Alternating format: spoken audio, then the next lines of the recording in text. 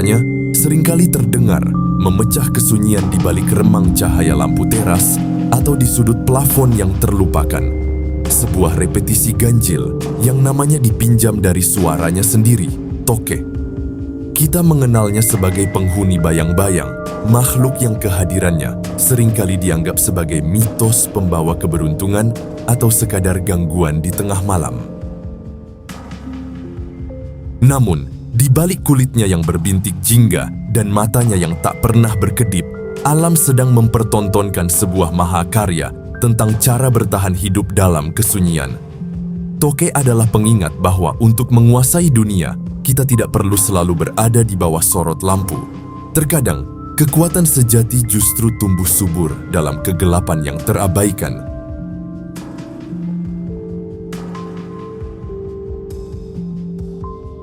Tokek bukan sekadar reptil penghuni rumah. Ia adalah penjaga teritorial yang membawa suara lantang di tengah sunyinya malam. Bagi banyak orang, suaranya adalah ramalan, namun bagi alam, itu adalah proklamasi kekuasaan atas sebuah ruang yang ia klaim dengan keberanian dan cengkeraman yang tak masuk akal. Tokek bukan sekadar kadal biasa. Ia adalah anggota dari famili Gekonidae, sebuah garis keturunan purba yang telah menghuni bumi selama lebih dari 50 juta tahun. Di Indonesia, Tokek adalah salah satu spesies terbesar di keluarganya. Ia adalah reptil yang membawa sisa-sisa estetika naga dalam tubuh kecil yang ringkas. Tokek rumah memiliki struktur tubuh yang unik dengan kepala berbentuk segitiga yang masif dibandingkan ukuran tubuhnya. Rahangnya lebar dengan otot temporalis yang sangat kuat, memberikan kekuatan gigitan yang tidak proporsional dengan ukurannya. Kulit mereka tidak bersisik tumpang tindih seperti ular, melainkan terdiri dari lapisan granular halus yang diperkuat oleh tonjolan-tonjolan keras. Secara biologis, mereka adalah hewan ektotermik atau berdarah dingin yang sangat bergantung pada suhu lingkungan. Namun mereka memiliki tingkat metabolisme yang lebih fleksibel dibandingkan kadal darat lainnya, sehingga memungkinkan mereka tetap aktif di malam yang dingin saat serangga mulai melambat. Di dunia reptil yang penuh dengan makhluk-makhluk yang mencoba terlihat menakutkan atau bersembunyi dengan sempurna, Tokek memilih untuk tampil dengan tekstur yang berani dan kepala yang kokoh. Ia mengajarkan bahwa identitas bukan tentang seberapa besar ukuran kita, melainkan seberapa kuat struktur internal kita dalam menghadapi tekanan. Keunggulan utama Tokek terletak pada anatomi kaki yang menantang hukum fisika melalui sistem adhesi kering. Di bawah jari-jari kakinya yang melebar, terdapat jutaan rambut mikroskopis yang disebut setae. Setiap rambut ini bercabang lagi menjadi ribuan ujung yang lebih kecil, bernama spatulae. Teknologi alami ini memungkinkannya menempel pada permukaan kaca yang paling licin, sekalipun tanpa bantuan lendir atau perekat kimia. Cengkeraman ini tidak bekerja dengan sistem vakum, melainkan melalui gaya antar molekul yang dikenal sebagai gaya van der Waals. Interaksi pada level atom ini menciptakan daya rekat yang begitu kuat, namun tetap bisa dilepaskan dalam hitungan milidetik saat Tokek melangkah. Kemampuan ini menjadikannya salah satu pendaki vertikal paling efisien di dunia, mampu berlari di langit-langit seolah gravitasi hanyalah sebuah saran yang bisa diabaikan. Selain kaki, tubuh Tokek ditutupi oleh sisik granular yang memberikan tekstur kasar dan pola warna yang mencolok. Warna dasarnya biasanya biru keabu-abuan dengan bintik-bintik merah bata atau oranye yang berfungsi sebagai kamuflase di kulit pohon atau dinding tua. Pola warna ini tidak hanya estetika, tetapi juga berperan dalam termoregulasi, membantu mereka menyerap panas secara efektif demi menjaga metabolisme poikiloter mereka. Kepala Tokek didominasi oleh mata besar dengan pupil vertikal yang bisa menyempit menjadi 4 lubang kecil di bawah cahaya terang. Mata ini tidak memiliki kelopak.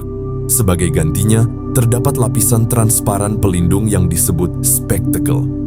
Untuk menjaga kebersihan mata dari debu, Tokek sering menggunakan lidahnya yang lebar dan panjang untuk menjilat permukaannya. Sebuah perilaku pembersihan mekanis yang sangat efisien sekaligus esensial bagi penglihatan mereka. Perilaku unik ini juga untuk memastikan penglihatan mereka tetap tajam dalam kegelapan. Mata tokek memiliki sensitivitas cahaya 350 kali lebih kuat dibandingkan mata manusia. Mereka adalah salah satu dari sedikit vertebrata yang mampu melihat warna dalam cahaya redup malam hari, di mana manusia hanya bisa melihat bayangan hitam putih. Hal ini dikarenakan mereka memiliki sel kerucut yang sangat besar dan sensitif. Tokek melihat apa yang tidak bisa kita lihat. Di tengah kegelapan yang membuat kita tersesat, mereka tetap mampu membedakan warna dan bentuk dengan akurasi yang jujur. Mata yang tidak bisa berkedip ini adalah simbol dari kewaspadaan yang tak pernah putus. Sebuah pengingat bahwa dalam mencari tujuan, kita tidak boleh memejamkan mata terhadap realita, sekecil atau sepahit apapun itu. Membersihkan penglihatan dengan lidah sendiri mengajarkan bahwa kejernihan berpikir adalah tanggung jawab pribadi yang harus dilakukan secara berkala. Secara mekanis, rahang tokek adalah salah satu yang terkuat di kelasnya. Otot temporal yang besar di bagian belakang kepala memberikan kekuatan gigitan yang mengejutkan untuk hewan seukurannya. Sekali ia mengunci mangsa atau jemari pengganggu, ia tidak akan mudah melepaskannya. Ini adalah bentuk pertahanan diri yang agresif, sebuah pernyataan bahwa meski ia hidup berdampingan dengan manusia, ia tetaplah makhluk liar yang tidak bisa dijinakkan dengan mudah.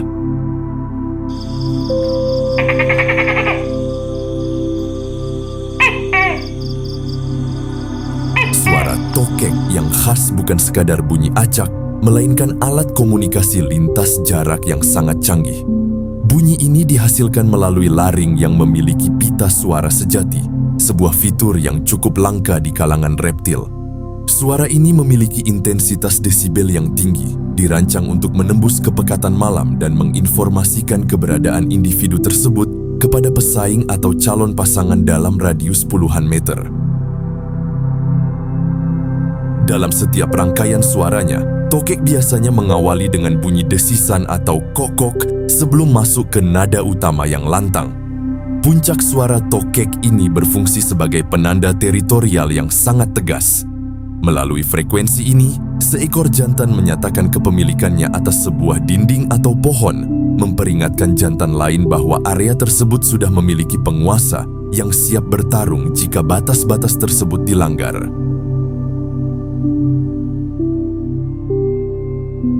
Frekuensi suara juga memberikan informasi mengenai ukuran dan kondisi kesehatan sang individu. Tokek yang lebih besar cenderung memiliki suara yang lebih berat dan dalam.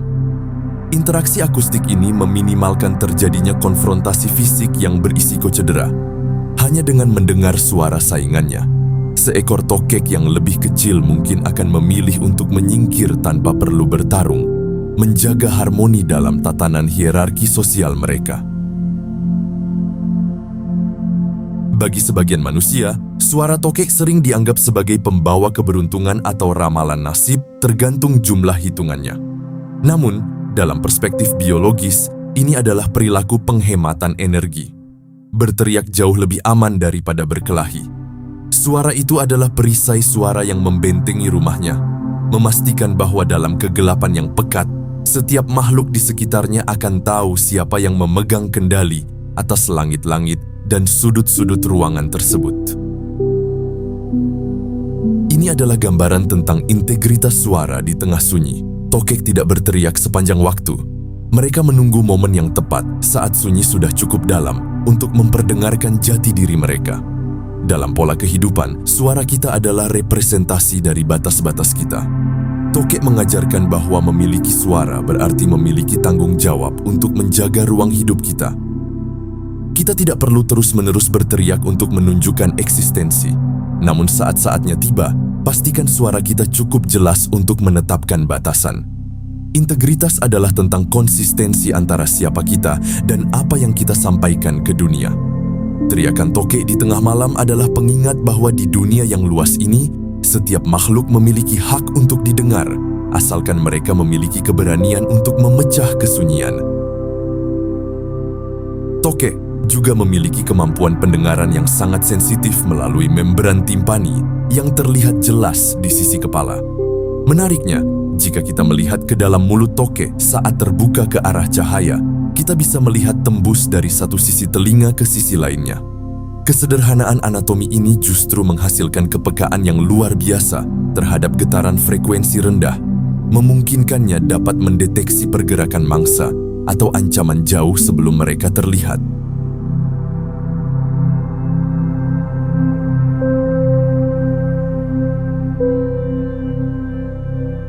Sebagai predator nokturnal, tokek adalah pengendali hama alami yang sangat oportunis dan efisien.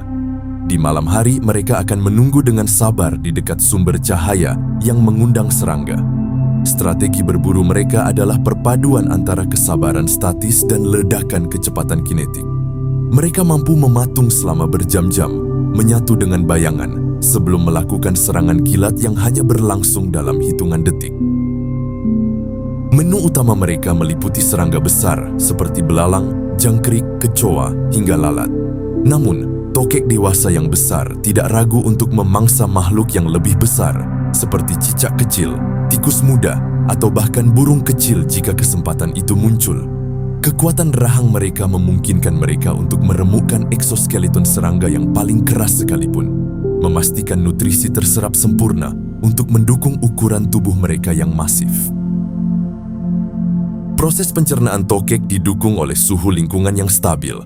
Setelah makan besar, mereka akan mencari tempat yang hangat untuk mempercepat proses metabolisme. Di lingkungan rumah manusia, mereka sering ditemukan di belakang perangkat elektronik atau lampu yang mengeluarkan panas sisa. Ini adalah bentuk adaptasi cerdas, memanfaatkan energi dari peradaban manusia untuk memproses hasil perburuan mereka di tengah dinginnya malam. Lidah mereka yang lengket dan fleksibel tidak hanya digunakan untuk membersihkan mata, tetapi juga membantu dalam menangkap mangsa kecil dan memposisikannya di dalam mulut. Saat menelan, mata tokek akan sedikit melesak ke dalam kepala untuk membantu mendorong makanan turun ke kerongkongan. Mekanisme ini terlihat ganjil, namun merupakan solusi evolusi yang efektif untuk makhluk yang memiliki ruang terbatas di dalam struktur tengkoraknya yang pipih.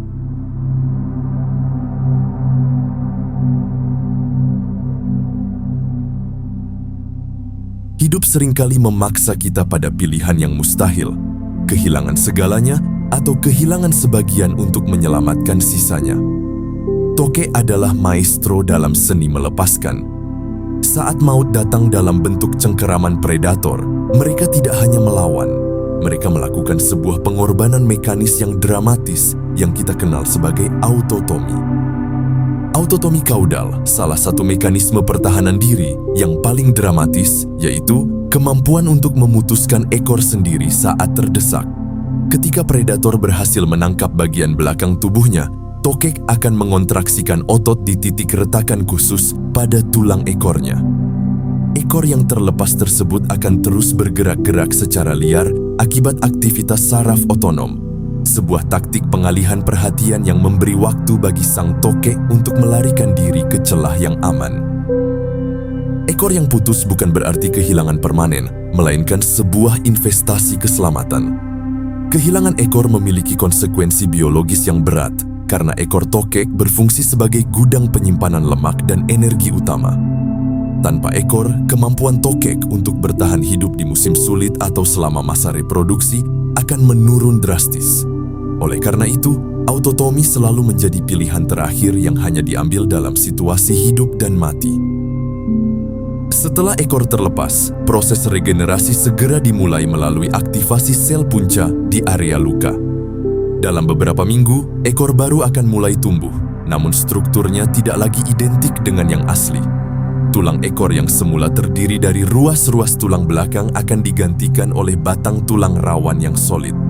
Pola sisik dan warna pada ekor hasil regenerasi ini biasanya terlihat lebih kusam dan bentuknya cenderung lebih tumpul dibandingkan ekor aslinya.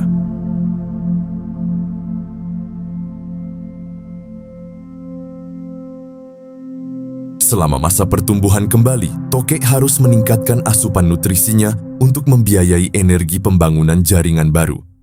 Ekor baru ini tetap memiliki kemampuan autotomi di masa depan, namun titik retakannya akan berada di atas bekas luka sebelumnya. Kemampuan regeneratif ini menjadi fokus penelitian medis manusia, terutama dalam upaya memahami bagaimana vertebrata tingkat tinggi dapat menumbuhkan kembali jaringan kompleks tanpa pembentukan jaringan parut yang menghambat fungsi. Ekor bagi tokek juga berperan sebagai penyeimbang saat mereka melakukan manuver akrobatik di langit-langit.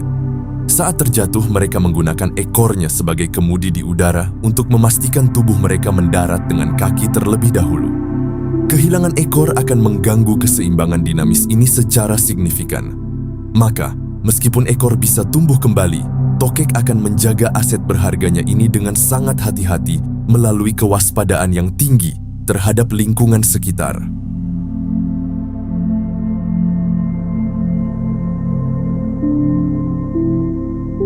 Pelepasan ekor ini adalah cermin dari seni pelepasan demi keberlangsungan. Dalam narasi manusia, kita seringkali terobsesi untuk mempertahankan segalanya, bahkan beban yang sebenarnya sedang membunuh kita secara perlahan. Tokek mengajarkan sebuah filosofi yang menggigit, bahwa untuk bertahan hidup, ada kalanya kita harus berani memotong bagian dari masa lalu atau identitas kita. Ekor yang ditinggalkan itu adalah tumbal bagi masa depan. Resiliensi sejati bukan tentang menjadi tak terkalahkan, melainkan tentang kemampuan untuk merelakan apa yang sudah tidak bisa diselamatkan, agar sisa hidup kita tetap memiliki peluang untuk tumbuh kembali. Luka itu akan menutup dan ekor baru akan tumbuh. Meski tidak akan pernah sama persis dengan yang asli, ia tetap menjadi bukti bahwa hidup selalu punya babak kedua bagi mereka yang berani melepaskan. Tubuh tokek bukanlah sebuah bidang polos yang membosankan.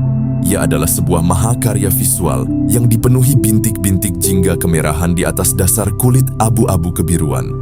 Tekstur kulit ini tidak halus. Ia tertutup oleh ribuan tonjolan kecil atau tuberkel yang memberikan kesan kasar dan purba.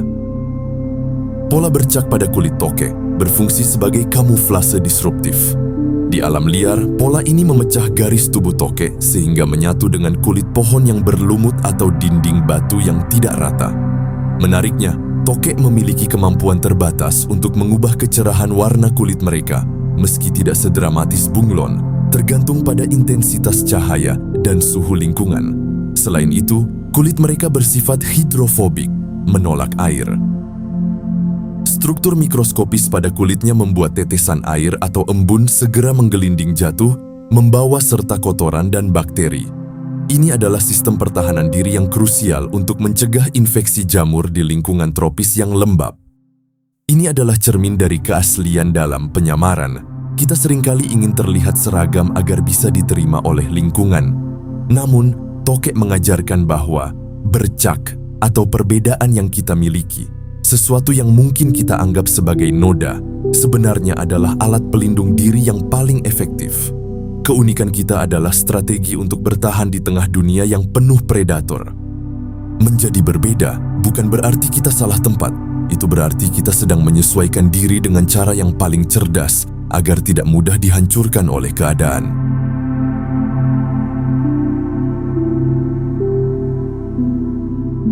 Berbeda dengan banyak reptil yang mengubur telurnya di dalam tanah atau pasir, tokek rumah memilih cara yang lebih ekstrim untuk mengamankan masa depan. Mereka meletakkan telur di tempat yang sulit dijangkau, seringkali di balik lemari atau celah tembok yang tinggi, dan merekatkannya secara permanen. Setelah proses perkawinan yang seringkali melibatkan perilaku agresif dari pejantan, sang betina akan mencari celah yang sangat terlindungi untuk meletakkan telurnya. Tokek betina biasanya mengeluarkan 2 butir telur dalam satu siklus. Saat pertama kali dikeluarkan, cangkang telur tersebut bersifat lunak dan lengket. Dalam hitungan menit, tokek akan menekan telur itu ke permukaan keras, di mana cangkangnya akan mengeras dan terkalsifikasi secara permanen pada bidang tersebut. Begitu mengeras, telur ini hampir mustahil dipindahkan tanpa menghancurkannya. Struktur cangkangnya sangat kuat untuk melindungi embrio di dalamnya dari kekeringan. Yang lebih menakjubkan, suhu di sekitar tempat telur menempel dapat menentukan jenis kelamin bayi tokek yang akan menetas, sebuah fenomena biologis yang disebut temperature dependent sex determination. Masa inkubasi telur tokek berlangsung cukup lama, berkisar antara 2 hingga 6 bulan tergantung pada suhu rata-rata di sekitarnya. Suhu tidak hanya menentukan kecepatan pertumbuhan embrio, tetapi pada beberapa spesies Geckonidae juga dapat memengaruhi penentuan jenis kelamin anakan yang akan menetas. Selama masa tunggu ini, telur-telur tersebut sepenuhnya bergantung pada keamanan lokasi yang telah dipilih induknya, karena tokek tidak menjaga telurnya secara aktif setelah diletakkan. Ini adalah gambaran tentang komitmen yang tak tergoyahkan. Telur tokek adalah simbol dari keputusan yang sudah bulat. Begitu harapan itu diletakkan dan direkatkan, tidak ada jalan untuk kembali. Tokek mengajarkan bahwa dalam memulai sesuatu yang berharga, kita harus memiliki keberanian untuk memancangkannya dengan kuat. Meski itu berarti, kita harus menjaganya di tempat yang paling sulit sekalipun. Saat menetas, bayi tokek sudah memiliki kelengkapan anatomi yang sempurna untuk bertahan hidup sendiri. Mereka keluar dengan memecahkan cangkang menggunakan gigi telur khusus yang akan tanggal setelahnya. Bayi tokek berukuran sekitar 3-5 cm dan sudah memiliki kemampuan adesi kaki serta insting berburu yang tajam. Mereka harus segera mencari tempat persembunyian karena mereka sangat rentan dimangsa oleh predator, bahkan oleh tokek dewasa lainnya yang bersifat kanibal. Pertumbuhan tokek dari fase anakan hingga dewasa membutuhkan waktu sekitar 1 hingga 2 tahun. Selama masa pertumbuhan ini, mereka akan melakukan proses pergantian kulit atau ekidesis secara berkala. Kulit tua yang terlepas biasanya akan langsung dimakan oleh sang tokek sendiri untuk mendaur ulang nutrisi protein dan kalsium yang terkandung di dalamnya. Ini adalah siklus regenerasi yang efisien, memastikan bahwa tidak ada sumber daya organik yang terbuang sia-sia dalam perjalanan menuju kedewasaan.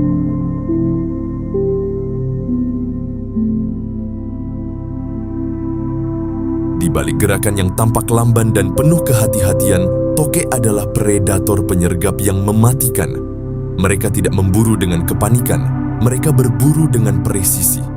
Di bawah cahaya lampu yang menarik serangga, tokek berdiri diam, menyatu dengan tekstur dinding, menunggu momen di mana mangsanya lengah. Tokek memiliki rahang yang sangat kuat dengan deretan gigi kecil yang tajam untuk mencengkeram serangga, tikus kecil, atau bahkan reptil lain. Namun, senjata rahasia mereka adalah kecepatan serangan. Dalam sepersekian detik, mereka bisa meluncur dari posisi diam total untuk menyambar mangsa. Selain itu, sistem pencernaan mereka sangat efisien. Mereka mampu mencerna kitin keras dari cangkang serangga berkat enzim lambung yang kuat. Sebagai pengendali hama alami, satu ekor tokek dewasa dapat mengonsumsi puluhan serangga dalam satu malam, menjadikannya komponen penting dalam menjaga keseimbangan ekosistem di sekitar hunian manusia. Ini adalah cermin dari efisiensi dalam kesabaran. Kita sering terjebak dalam hiruk-pikuk untuk selalu terlihat sibuk, seolah-olah kesibukan adalah sinonim dari produktivitas. Tokek mengajarkan filosofi yang berbeda, bahwa diam bukan berarti berhenti. Diam adalah pengumpulan energi. Keberhasilan tidak selalu milik mereka yang paling cepat berlari, tetapi milik mereka yang paling tahu kapan harus bertindak.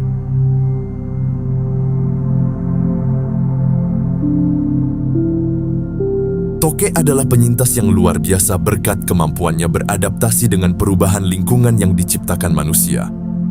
Ketika hutan-hutan beralih fungsi menjadi pemukiman, tokek tidak pergi, melainkan berevolusi secara perilaku untuk memanfaatkan struktur bangunan sebagai habitat barunya. Dinding beton, rongga atap, dan cahaya lampu listrik justru menjadi keuntungan bagi mereka, menyediakan tempat berlindung yang lebih hangat dan sumber makanan serangga yang lebih melimpah dibandingkan di hutan rimba. Ketahanan hidup mereka juga didukung oleh metabolisme yang sangat efisien sebagai hewan berdarah dingin.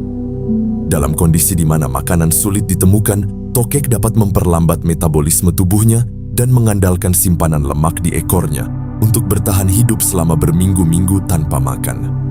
Kemampuan untuk berhemat ini menjadikan mereka makhluk yang sangat tangguh dalam menghadapi fluktuasi cuaca atau perubahan ketersediaan mangsa di lingkungan perkotaan yang dinamis.